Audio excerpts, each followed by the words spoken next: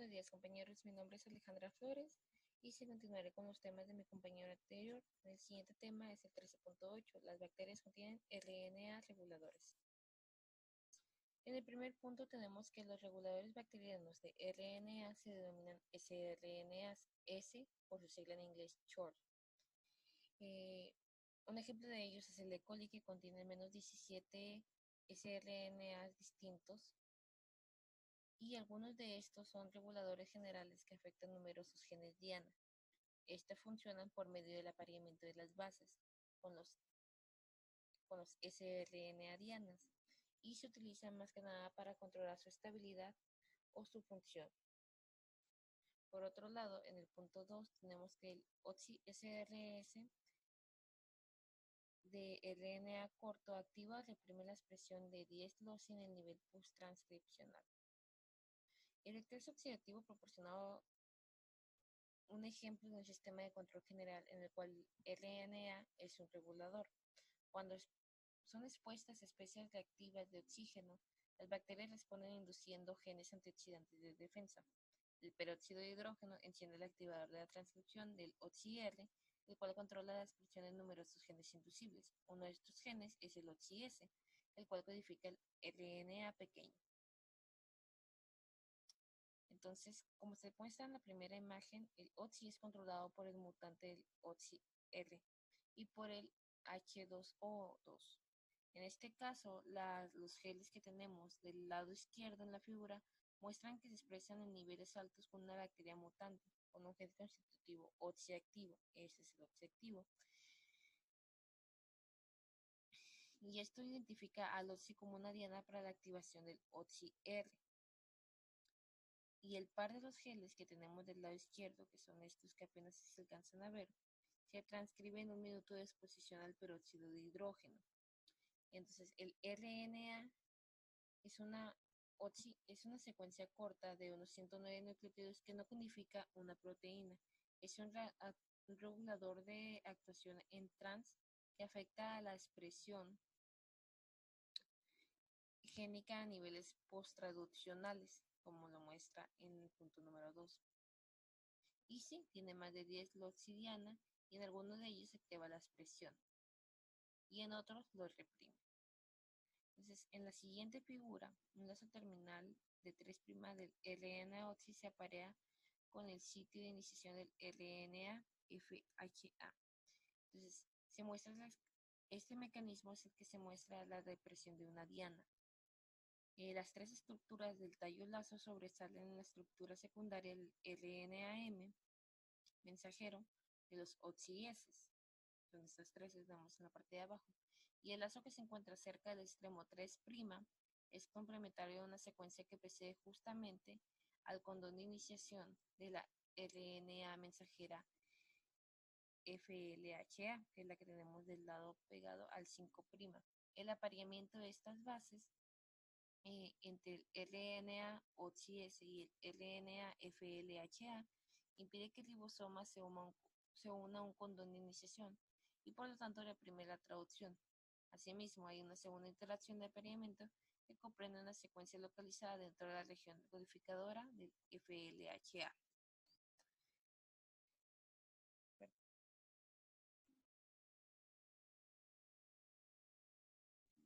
El último punto dice que varias de las RNAs cortas están unidas por la proteína HFQ, lo que aumenta su eficacia. Esta proteína fue identificada en un principio como un factor hospedador bacteriano indispensable para la replicación del bacteriógrafo RNA-Q beta. Está relacionada a las proteínas de SMA de las eucariotas que unen a muchos de los sRNAs. Las mutaciones de este gen tienen numerosos efectos, los cuales la identifican como una proteína pleiotrópica. Entonces el HFNQ se une a muchas de las moléculas de las RNA cortas del E. coli. De esta manera incrementa la efectividad del RNA OXI-S al potenciar totalmente su capacidad de unirse a los RNA mensajeros diana. Entonces, pasando de este punto al siguiente, los microRNA son reguladores en numerosas eucariotas. Como se tiene dicho en el primer punto, los genomas de animales y plantas codifican numerosas moléculas cortas que son de 22 bases que se denominan microRNAs. Como podemos ver en la figura que tenemos del lado izquierdo, eh, ilustra más o menos el comportamiento de este sistema regulador. El gen Diana Lin14, que es el que tenemos aquí, regula el desarrollo larvario. La expresión del Lin14 es controlado por el Lin4, el cual codifica un transcrito pequeño de unos 22 nucleótidos. Los transcritos del Lin4 son complementarios a la secuencia de 10 bases que se repite 7 veces en la región no traducida de la 3' del Lin14. La expresión del Lin14 reprime a la expresión del Lin14 después de la transcripción. Sobre todo esto debido a que la reacción de apareamiento de ambas bases entre los dos RNA provoca la degradación del RNA mensajero. Este sistema es particularmente interesante por la implicación del extremo 3' como un sitio de regulación. Entonces, por eso el segundo punto, los microRNA regulan la expresión génica por medio del apareamiento de base con secuencias complementarias de las RNA diana. Entonces, prácticamente el Lin4 es un ejemplo de un microRNA. Y el apareamiento lo podemos ver más simplificado con el siguiente ejemplo. El virus SB40 codifica moléculas de microRNA que son complementarias a los RNA mensajeros producidos durante el periodo temprano de la infección vírica. Los microRNA son transcritos después del ciclo virídico y realizan el apareamiento de las bases con los RNA mensajeros tempranos, lo cual provoca la degradación en este punto del estado vital y dejan de ser necesarios. Entonces, visto estos dos puntos, podemos pasar al siguiente punto. El RNA de interferencia está relacionado con el silenciamiento de los genes. Como el primer punto, el RNA de interferencia desencadena la degradación del RNM complementarios a cualquier cadena corta de doble cadena de RNA. Las investigaciones de un sistema in vitro muestran que la doble cadena de RNA es degradado por medio de la división dependiente de ATP para formar oligonucleótidos de 21 a 22 bases. El RNA corto en ocasiones también se puede denominar RNA corto de interferencia y se abrevia RNA, siRNA. Entonces, la primera imagen que tenemos de este lado dice que la doble cadena del RNA es dividido a 22 bases a partir de los extremos 3' para generar cadenas cortas de RNA interferente. Entonces, esto comprende la realización de dos cortes en relación a cada extremo de las 3'. Un corte aquí y un corte acá. De esta cadena que es una cadena de doble cadena, de RNA larga. Y esto genera fragmentos de siRNA, o sea, de fragmentos cortos, interferentes, con extremos sobresalientes en las 3'. Esos son los extremos que sobresalen. Y esta misma enzima que genera los microRNAs también se encarga de la división. Entonces, la RNA de interferencia ocurre siempre después de la transcripción, cuando una RNA corta de interferencia induce la degradación de un RNA mensajero complementario. Entonces, la siguiente imagen demuestra el comportamiento de la RNA de interferencia al funcionar al generar una RNA de interferencia corta y sugiere que la RNA de interferencia corta puede proporcionar un molde que lleva a casi una nucleasa a degradar las moléculas de RNA mensajeras. Este sería el molde. Y estas son complementarias a una o ambas cadenas. quizás esto por medio de un proceso en el cual el RNA mensajero se aparea con los fragmentos de estos mismos. Entonces aquí está la RNA corta interferencia apareándose con la RNA mensajera. Más para que esto sea probable se necesita de una helicasa, que es la que entra en función aquí, y esta va a ayudar a la reacción de apareamiento. Entonces, el sRNA, siRNA dirige la división de la RNA mensajera en la mitad del segmento apareado. Y esas sesiones tienen lugar dentro de un complejo ribonucleoproteico denominado RISC, o sea, complejo de silenciamiento inducido por RNA, por sus siglas en inglés.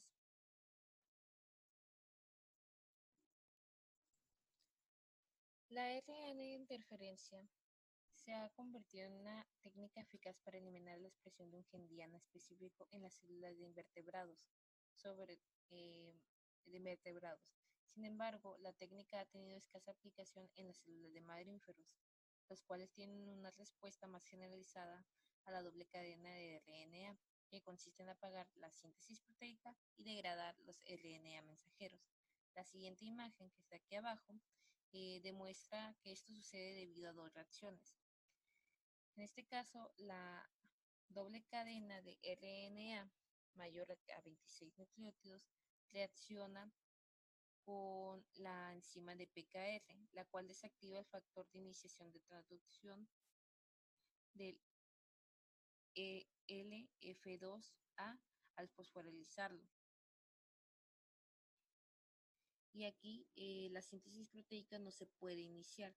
De la misma manera que activó la enzima PKR, también activa la ciclasa de oligoadenilato 2'5', cuyo producto activa lo que es la RNasa L,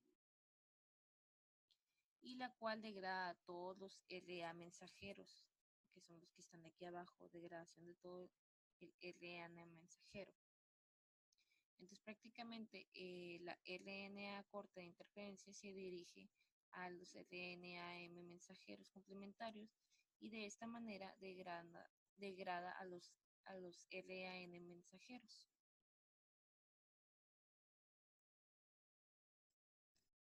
Si en vez de introducir una cadena de 26 nucleótidos introducimos una de 21 a 23 nucleótidos a las células de los mamíferos, esta desencadena la degradación específica de los RNA complementarios, tal como sucede con la técnica de RNA interferencia en los gusanos o en las moscas. Con este avance, es probable que la RNA interferencia se transforme en el mecanismo universal de elección para poder desactivar la expresión de un gen específico. A manera de resumen, llegamos a 6 puntos importantes. El primero es que la expresión génica puede experimentar una regulación positiva por parte de los factores que activan un gen, o esta puede ser negativa por parte de los factores que los reprimen. De igual manera, los productos reguladores pueden ser proteínas, las cuales son controladas a menudo por interacciones alostéricas en respuestas al ambiente o a las moléculas de RNA. El punto número 3 es que la atenuación es un mecanismo que se sustenta en la regulación de la terminación para controlar la transcripción a través de operones bacterianos. El punto número 4 es que el operón TPR de B subtilis, la TRAP, tiene esta función, es la siguiente función. Es controlada por el antitrap, cuya producción es controlada a su vez por el nivel de RNA-TPR aminoacilado sin carga. Punto número 5 es que los RNA reguladores cortos se encuentran en las bacterias y en las eucariotas. Y por último, el punto número 6 es que la técnica del RNA de interferencia se ha convertido en el método de elección para desactivar los genes eucarióticos. Y esta técnica utiliza la introducción de secuencias cortas de doble cadena de RNA con una cadena complementaria de RNA diana y funciona al inducir la degradación de las dianas. Continuando con el siguiente tema del capítulo 25, activación de la transcripción, daremos inicio con la introducción. Como concepto principal se tiene que la expresión de los genes eucarióticos suele controlarse en el ámbito de inicio de la transcripción. Las diferencias fenotípicas que distinguen a los diversos tipos de células en una eucariota superior se deben en gran parte a la diferencia de expresión de genes que codifican proteínas, esto es, a las transcritas por la polimerasa 2 del RNA.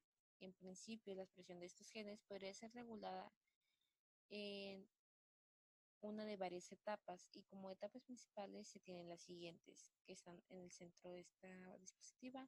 La primera sería la activación de la estructura del gen, la segunda sería el inicio eh, de la transcripción, la tercera es el procesamiento del producto de la transcripción, la cuarta es el transporte del citoplasma y por último se tiene la traducción del RNA mensajero. Cualquiera de estos 5 puntos son posibles puntos de control. Como podemos observar en la imagen que tenemos del lado derecho, la expresión génica en eucariotas es controlada sobre todo al iniciar la transcripción. Entonces, el control en el inicio de la transcripción es usado por la mayoría de los genes, o casi todos los genes. Entonces, ¿qué pasa aquí? La estructura local del gen cambia y el aparato general de transcripción se une con un promotor. Entonces, al unirse con un promotor, el RNA se modifica y se procesa. Y aquí se puede controlar la expresión de productos génicos alternos. Por otro lado, el RNA mensajero se exporta del núcleo al citoplasma y aquí no está regulado. Y ya por último, pues se traduce el RNA mensajero en el citoplasma y puede controlarse de una manera específica. La regulación de la transcripción génica específica de tejidos constituye el medio de la diferencia de la eucariota. Un factor de transcripción regulatorio sirve para el control común de gran número de genes diana. Y esto nos da hincapié a el primer tema del capítulo, el 25.2, que es distintos tipos de factores de la transcripción.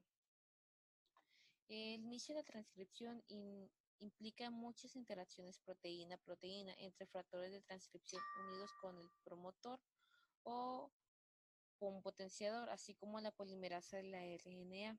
Los factores requeridos para la transcripción se dividen en distintas clases, que son las siguientes resumidas.